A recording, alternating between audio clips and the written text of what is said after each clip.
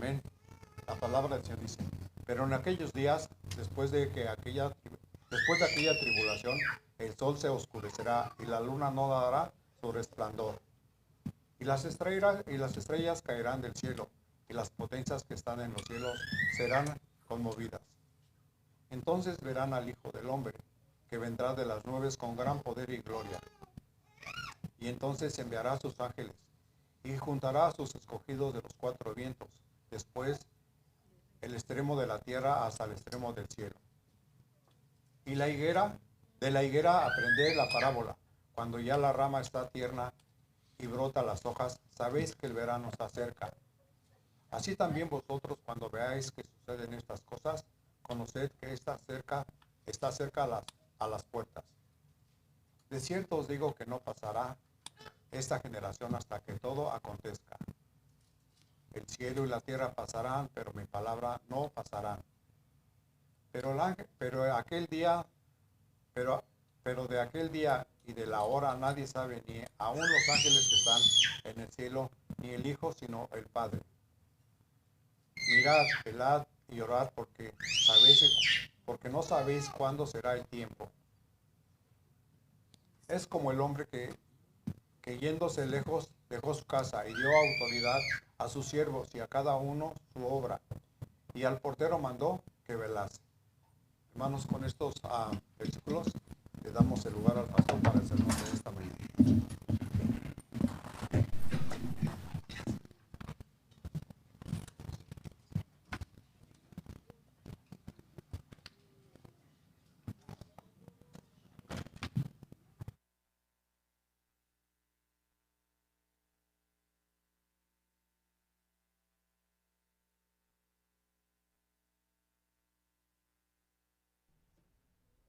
Bien, hermano, damos gracias a Dios por el día de hoy. Seguimos con el Evangelio de Marcos. Estamos concluyendo ya el capítulo número 13 del Evangelio de Marcos, ¿verdad?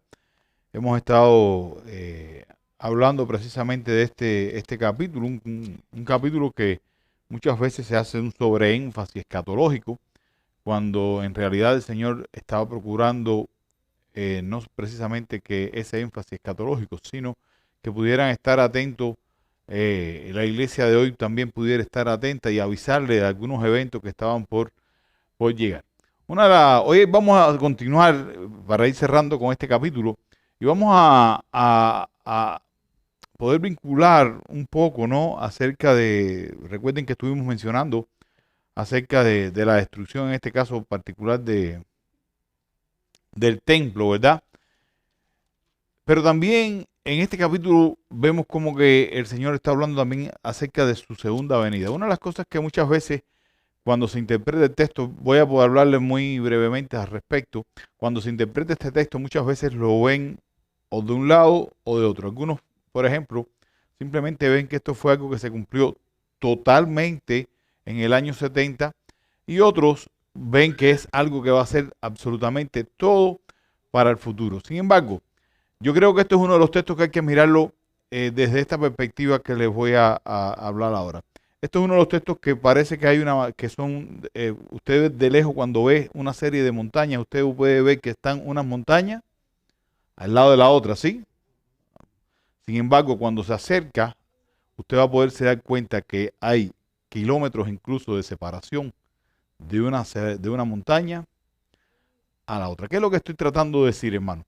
Que hay eventos que tenían un cumplimiento puntual y que se cumplieron en este caso de manera puntual, pero hay otros que hablan acerca de la venida, en este caso de Cristo. Aunque, si se dan cuenta, el tema, y vuelvo a este punto, el tema que se está tratando acá no es precisamente que nosotros tenemos que estar mirando y mira que, no, el tema aquí es estar atentos y velar.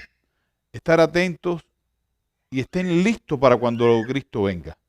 Y esa es la gran pregunta que uno siempre tiene que hacerse al respecto, ¿no? Yo creo que es el punto donde nosotros tenemos que mantenernos siempre firmes y esta es la idea que el pasaje está ofreciendo. Ciertamente vendrá, este pasaje nos enseña algo y es una gran verdad que es la que vamos a estar tratando. Cristo regresará nuevamente. Regresará en gloria para cumplir, en este caso, con su palabra. Nuestra responsabilidad, ¿cuál es? Velar, orar y perseverar firmemente. Cristo promete que regresará. Mientras tanto, nosotros debemos de velar, orar y perseverar firmemente. Si vamos a los versículos 24, vamos a estar tratando los versículos ahora 24 al 27, nos dice esta palabra. Les leo. Leo la versión de las Américas, dice: pero en aquellos días, después de esa tribulación, el sol se oscurecerá y la luna no dará su luz. Las estrellas irán cayendo del cielo y las potencias que están en los cielos serán sacudidas.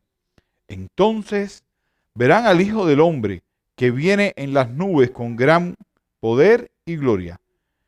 Y entonces Él enviará a los ángeles y reunirá a sus escogidos de los cuatro vientos, desde el extremo de la tierra hasta el extremo del cielo. Lo primero que viene tratando nuestro Señor acá y está interesado en este caso que los discípulos sepan, que Él va a regresar, precisamente por su pueblo. Y Él está dando esa promesa de que va a regresar y justamente lo va a hacer en una nube. Pero comienza el versículo número 24 diciendo: pero en aquellos días, después de esa tribulación, el sol se oscurecerá y la luna no dará su luz. Fíjense que Él está hablando que esto va a ocurrir ¿cuándo? Después ¿de qué? De aquella tribulación. ¿A qué tribulación se está refiriendo, hermano? ¿Se acuerdan? ¿A qué tribulación? Años 70 después de Cristo, cuando el templo es destruido. ¿Se acuerdan toda la tribulación que tuvieron que enfrentar, en este caso, los judíos allí? ¿Se acuerdan que la semana pasada estuve mencionándole todo lo que tuvieron que sufrir hasta el punto de qué? Del canibalismo. Entonces, Jesús está hablando, pero muchas veces nosotros estamos pensando que está diciendo inmediatamente de esto va a pasar lo otro. Y no, la idea no está diciendo eso. Realmente Él está diciendo: después de esta tribulación, yo voy a regresar en gloria. ¿Por qué? Porque el punto de este regreso se encuentra en mantener a sus discípulos, y en este caso a la iglesia, listo para la espera. Hay una promesa, y esta es la promesa en la cual nosotros tenemos que justamente mantenernos firmes. Utiliza una serie de señales a las cuales se hace uso en el Antiguo Testamento. En el libro de Daniel usted va a encontrar este tipo de señal. En Isaías capítulo 13, versículo 9, 10, Joel capítulo 2, versículo 30 y 31, hace mención precisamente de la oscuridad, de esta catástrofe, por llamarle, cósmica que se va a estar mirando. Ahora, la idea que se está transmitiendo aquí no es, porque somos muy dados a mirar las cosas siempre literalmente. Y el tema aquí no es literal, no está hablando literalmente que va a estar cayéndose las estrellas, ni que se va, no. Lo que se está tratando de transmitir ahí y está hablando es del juicio que viene precisamente para la tierra. Es el fin de esa era. Y por eso es que dice que Él va a regresar entonces y vendrá sobre las nubes. Todas estas catástrofes cósmicas son simplemente la culminación de la historia, con el regreso también de Jesucristo llegando en gloria. Dice el versículo estas palabras. Seguimos con el versículo número 25. Las estrellas irán cayendo del cielo y las potencias que están en los cielos serán sacudidas. Entonces dice el 26. Verán al Hijo del Hombre que viene en las nubes con gran poder y gloria. He leído y he escuchado en algunas ocasiones comentarios que hablan de que Jesús va a venir sobre una nube. La idea que se está transmitiendo acá, que Marco está transmitiendo, no es que va a venir montado sobre una nube. Esto es un poco de, ¿cómo decir? De película. La nube tiene un significado, hermano.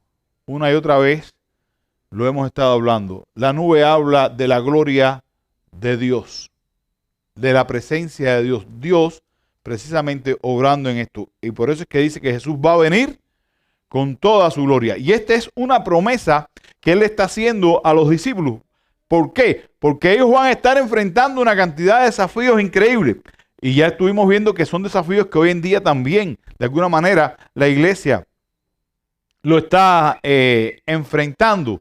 Estas son imágenes que se están usando para que nosotros, en este caso particular, estemos listos y preparados para recibir a Jesús. Porque Él prometió y se va a cumplir. Él prometió que Jerusalén iba a ser destruida y el templo iba a ser destruido. ¿Y qué pasó?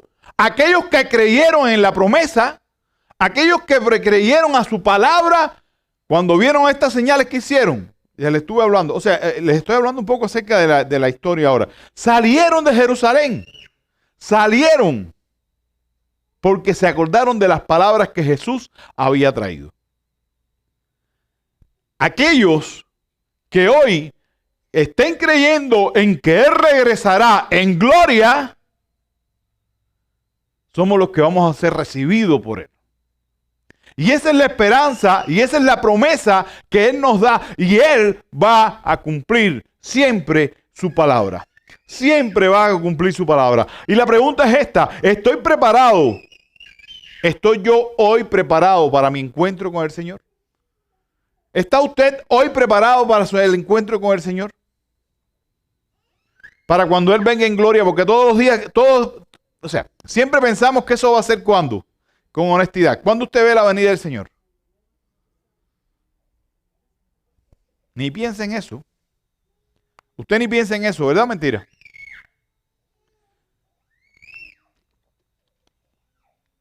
Sin embargo, el creyente debe estar preparado de tal manera como si hoy fuera el último día. ¿La iglesia está preparada para su venida hoy? Hermano, en este evento hay dos cosas que son importantes. Y creo que a su vez son trascendentales. Este evento nos muestra dos cosas que van a suceder. Uno, aquellos que no han creído tienen que saber que este evento es para juicio y condenación eterna. Por lo tanto, al vernos frente a este texto, tenemos que saber que es tiempo, si aún no me he arrepentido de mis pecados, si aún yo no he creído en el Señor, es tiempo de que lo haga porque Él va a cumplir su palabra. Si hoy yo todavía no he tenido ese encuentro con Jesucristo, es tiempo de que me arrepienta y crea en Él. Porque de otra manera usted está condenado al juicio que está descrito acá, hermano. Y esas son las preguntas que tenemos que hacernos. Porque muchas veces pensamos que por el hecho de estar en la iglesia es suficiente. Si no existe un encuentro personal con Jesucristo, si usted aún no ha depositado su fe, usted necesita creer, arrepentirse. Y Él es fiel y justo para perdonarle. Porque de una cosa sí estamos seguros y una cosa sí anunciamos sin temor. Jesús viene. Jesús viene. Y viene a traer juicio. Ya no vendrá montado sobre el pollino. Ahora vendrá como el conquistador y va a traer juicio a todo aquel que no se haya arrepentido. Por otro lado, y es la otra parte que uno tiene que ver en el texto, dice que mandará a sus ángeles a juntarlos a todos sus hijos. Aquellos que hemos creído que Jesús viene No tenemos por qué tener temor. La gente agarra un temor con Apocalipsis, la gente agarra un temor con todo el fin del mundo. No, esto es un momento de regocijo y de gozo para el pueblo de Dios. Porque estaremos por toda la eternidad con nuestro Salvador. Y esa es la promesa a la cual nosotros nos adherimos. Y eso es lo que Jesús quería que su pueblo supiera. Yo regreso. No importa cuánto ustedes puedan sufrir. Yo regreso por ustedes. ¿Estás esperándolo? ¿Estás esperándolo, hermano? ¿Esa es tu esperanza? Qué bueno sería. Qué bueno sería que la iglesia esté diciendo, ven ya Cristo. Pero no solamente en palabras, sino con convicción. Ven ya, Cristo. Anhelamos salir de todo esto ya. Hermano, Cristo viene en verdad. Y su venida será una venida gloriosa. Con toda autoridad, con todo poder. Será una venida pública donde todo ojo le verá. Pero también será una venida victoriosa. Donde su pueblo vivirá por toda la eternidad con su rey, adorándole y glorificándole. Esa es la esperanza. ¿Dónde estás hoy? En estos dos puntos, ¿dónde estás? ¿Dónde te encuentras? Por eso le digo, hermano, es tiempo de arrepentimiento. Todo este tiempo hasta que Él venga, es tiempo de gracia para arrepentirnos de nuestros pecados. Continúa el texto con estas palabras, los versículos 28 y 32. De ligera aprender la parábola, cuando sus ramas ya se ponen tiernas y echan las hojas, saben que el verano está cerca. Así también ustedes, cuando vean que suceden estas cosas, sepan que Él está cerca a la puerta. En verdad les digo que no pasará esta generación hasta que esto suceda. Y el cielo y la tierra pasará, pero mis palabras no pasarán. Porque de aquel día o de aquella hora nadie sabe, ni siquiera los ángeles en el cielo, ni el Hijo, sino solo el Padre. En esta porción vamos a mirar algunas cosas que creo que son importantes. En el contexto inmediato, los discípulos de la primera generación debían de discernir estas señales, porque era inminente la destrucción de Jerusalén. Ya lo estuvimos hablando. Ahora, sin embargo, ese mismo principio se aplicará al escenario final. Habrá señales culminantes. Habrá apostasía. Habrá tribulación. Que indicarán que la venida de Cristo está precisamente a la puerta. Cuando veáis que suceden estas cosas, saber que Él está cerca a la puerta. En otras palabras, hermanos, los eventos profetizados, tanto del primer siglo como los del fin, se cumplirán puntualmente en el tiempo señalado por Dios. Y no por el tiempo que nadie o piense que puede hacer. Jesús en el versículo número 30 dice esta palabra: en verdad os digo que no pasará esta generación hasta que todo esto suceda. ¿Sucedió? Fue destruido Jerusalén en el año 70. El juicio sobre Jerusalén fue el anticipo. Digamos que fue un micro juicio comparado con el juicio que está por llegar. Fue un anticipo de aquello que estaba por llegar. Y el punto central de este versículo 30 es afirmar que todo lo que Jesús ha profetizado se va a cumplir cabalmente. Él es fiel a sus promesas.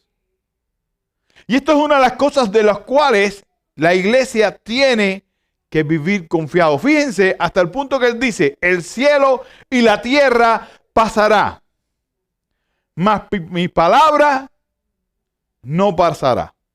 Esto es lo que nosotros llamamos, hermano, una declaración de autoridad.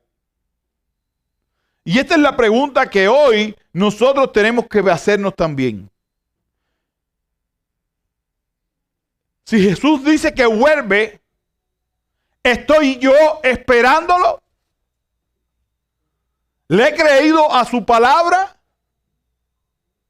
¿Estás creyéndole tú hoy a la palabra y las promesas que Jesús ha dado? Porque todo el mundo, hermano, siempre todo el mundo agarra todas las promesas estas, pero las promesas bíblicas que son para cumplimiento, o sea, cumplimiento no, que son para conveniencia aquí mientras estamos en la tierra. La mayor promesa que tiene su pueblo es que Jesús viene por él. Agarramos promesas fuera de contexto y queremos mirar las promesas y las queremos que se cumplan acá en esta tierra caída, donde todo esto va a ser destruido.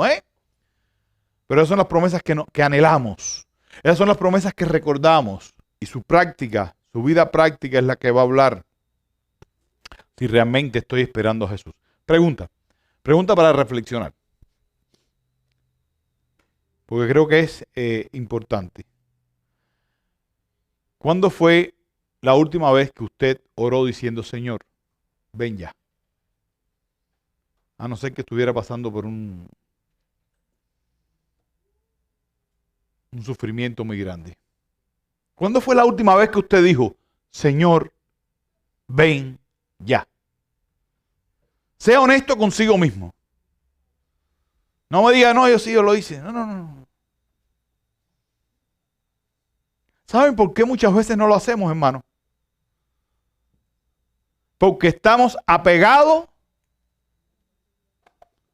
a esta tierra y no queremos dejarla porque no tenemos la confianza para saber que Jesús viene con toda autoridad y todo poder. Esa es la esperanza nuestra, hermano. No es otra. Él viene y Él cumplirá su palabra porque Él es fiel. Se lo dijo a sus discípulos y Jerusalén fue destruido. Y esa antesala me tiene que servir a mí como testimonio de que Él va a cumplir su palabra. Y el cielo pasará y la tierra pasará, pero su palabra permanecerá por siempre. ¿Lo cree usted? Entonces a partir de ahora va a orar, Señor, ven ya. No importa que se vaya el trabajo, que pierda todas las casas que tengo, las posesiones. Basura, ven ya.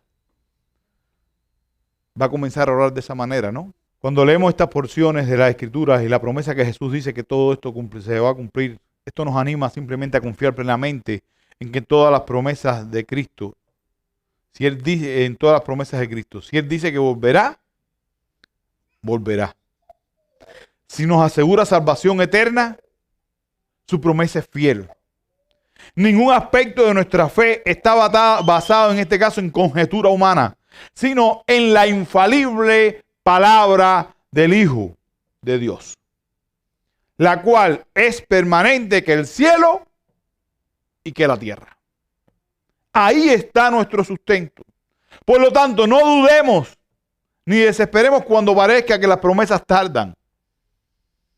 Más bien vivamos con la convicción de que Dios cumple su propósito en el tiempo perfecto. Su aparente demora es gracia, dando oportunidad al arrepentimiento. Eso es lo que enseña la segunda carta de Pedro. Capítulo 3, versículo 9. Segunda de Pedro 3, 9. Dice estas palabras. El Señor no retarda su promesa, según algunos la tienen, por tardanza, sino que es paciente para con nosotros, no queriendo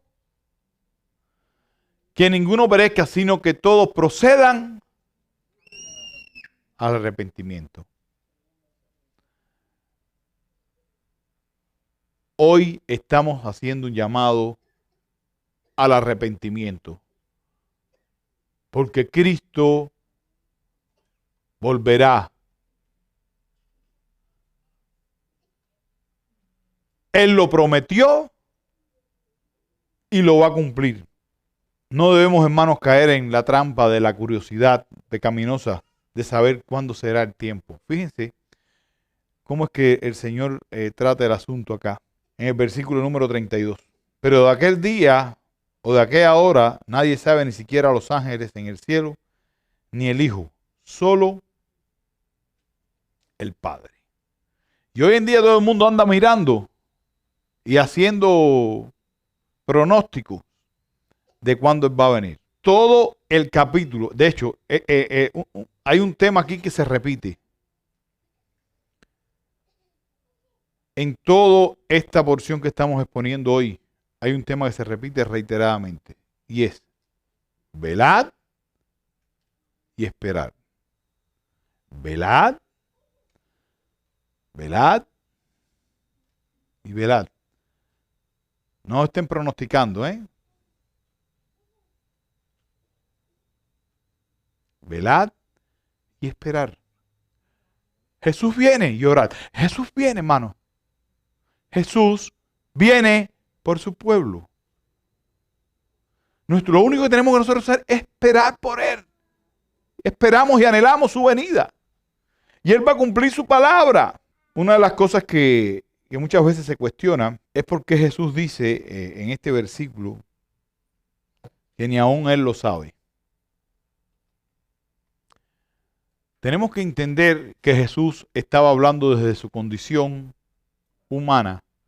Cuando usted lee la carta a los Filipenses, capítulo número 2, habla de su humillación, pero también de su humillación y exaltación. Pero cuando habla de su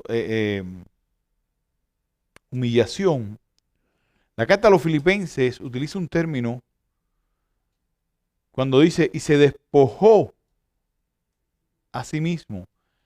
La idea que da ahí Filipenses en el griego es como que se autovació por voluntad propia. Y en su condición de hombre, Él se autolimita a conocer, en este caso, su segunda venida, para que solo el Padre lo pueda saber. Eso no le quita deidad, porque algunos utilizan este texto para, no, esto es autolimitación en este caso. Y tenemos que saber que si Jesús nos está diciendo, esto es para que no nos preocupemos por este tema, o sea, para descifrar qué día viene ni cuándo va a venir, que Jesús nos está enseñando que ni los ángeles, ni aún el mismo Hijo de Dios lo sabe. ¿Por qué quieres adivinarlo hoy? Yo creo que cuando comenzamos a querer adivinar y a mirar toda los eventos que van ocurriendo y decir, mira, esto está ocurriendo porque esto es esto, y entonces se arman todas las películas que se arman. Cuando eso sucede, yo considero que eso es pecado, porque eso es dudar de lo que la palabra dice. La palabra me dice de manera clara que ni aún los ángeles lo saben, ni el Hijo del Hombre. ¿Por qué tengo que preocuparme yo por lo que el Señor no quiere revelarnos? Porque las cosas ocultas, dice las Escrituras, pertenecen a Dios, según Deuteronomio 29. Pertenecen simplemente a Dios. Y esto es algo que nosotros tenemos que saber hoy. Que Jesús sí quiere que nosotros sepamos. Versículo, miren lo que sí le interesa que nosotros sepamos. 33 al 37. ¿Qué dice? ¿Cómo comienza diciendo?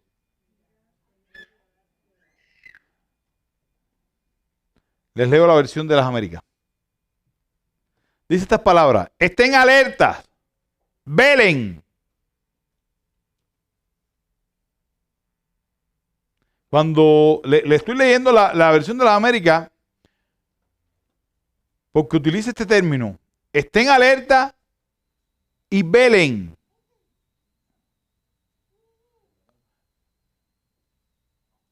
Un presente continuo. Estar velando, velando y velando. Y esto es lo que la iglesia de hoy necesita hacer. Estar alerta y velar. Y por velar no significa, o sea, cuando estamos diciendo de velar, no necesariamente es coger y ponerse ahí en la esquina, ahí, o sea, abrir la puerta, eso es chismoso, mirar a ver qué está pasando, con la puerta entreabierta. El término que estoy usando aquí y lo que está implicando, ¿verdad? Cuando hablamos de velar en la práctica, es no caer en los letargos espirituales que la iglesia de hoy cae. Esos letargos espirituales, hermano, nuestra iglesia está en un letargo espiritual, se los digo con toda honestidad. El creyente de hoy vive distraído con los afanes del mundo, con los placeres del mundo, entretenido, y nosotros vamos durmiéndonos en todos esos afanes y vamos cayendo en esos letardos también. Y somos partícipes de todas estas cosas. Ayer hablábamos en el encuentro de matrimonio precisamente acerca de esto. De todas las verdades relativas que existen en las cuales nosotros somos partícipes. Y tenemos un letardo espiritual. Estamos siendo negligentes. Y no estoy hablándole a otra iglesia, estoy hablando a la iglesia bautista de Benecer. Está siendo negligente. No le interesa el tiempo de oración en la iglesia. No le interesa si hay vigilia. No le interesa nada de estas cosas. En definitiva, no sabemos si el Señor va a venir. No estoy preparado para su venida. ¿Para qué voy a estar velando?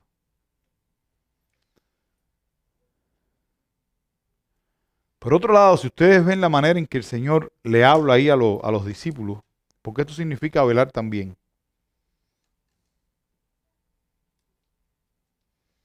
Utiliza una parábola también.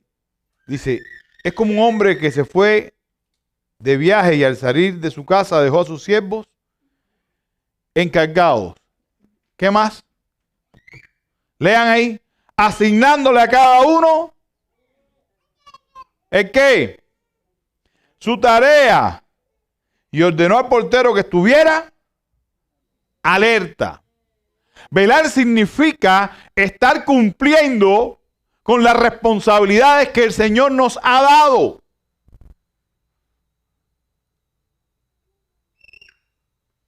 Pero ¿saben qué es lo que pasa? Que como el Señor creemos que no está, somos holgazanes.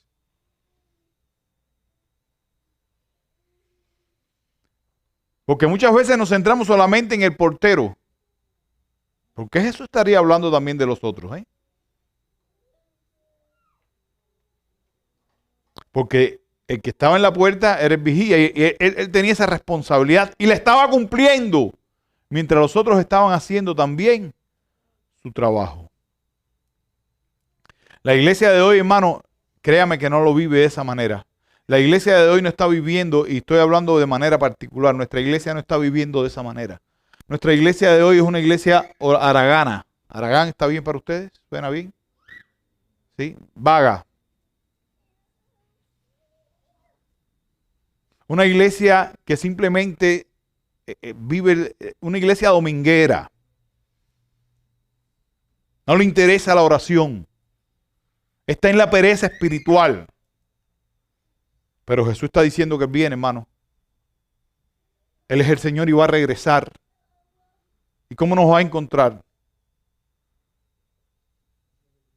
¿Cómo nos va a encontrar? Totalmente desprevenido. Nos va a encontrar si Él viene ahora totalmente desprevenido. No vamos a estar activamente cumpliendo con la misión. Hermano, velar habla de esa vigilancia en oración. El mismo Señor nos manda ahí en Lucas 21:36, velad pues orando en todo tiempo. De hecho, no es una sola vez donde el Señor nos manda a velar y orar. Una y otra vez la iglesia es mandada a orar y a velar. Porque este es un medio de gracia que el Señor nos ha dado para fortalecernos en la fe. Si no oramos, no tenemos la fe suficiente para saber y decir sin temor que Jesús viene. Podemos en nuestra mente pensarlo, pero no tenemos esa confianza, porque nuestra vida práctica no funciona así.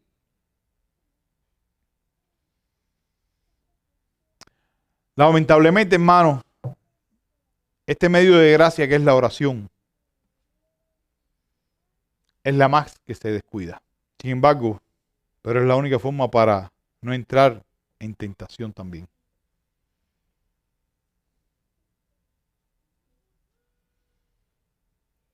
Es la única forma para mantenernos velando, para no descuidar nuestra vida espiritual. Pero es la que más descuidamos. Versículo 36. El Señor finaliza advirtiendo la razón de tanto énfasis de velar.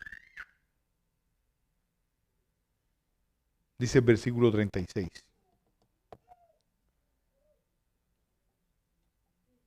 No sea que venga de repente y los halle, ¿cómo? Durmiendo. ¿Estás tú dormido? ¿O estás cumpliendo con la función que el Señor te dio? ¿Estás velando? ¿Estás velando? ¿O estás más preocupado por el mañana?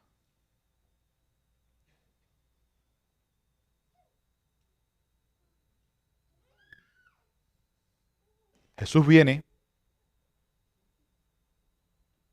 con toda autoridad. Jesús viene con su reino. Así que, hermanos, vivamos cada día permaneciendo en Él, en fe, obediencia, comunión. En conclusión, la exhortación de nuestro Señor es una urgencia y que es atemporal.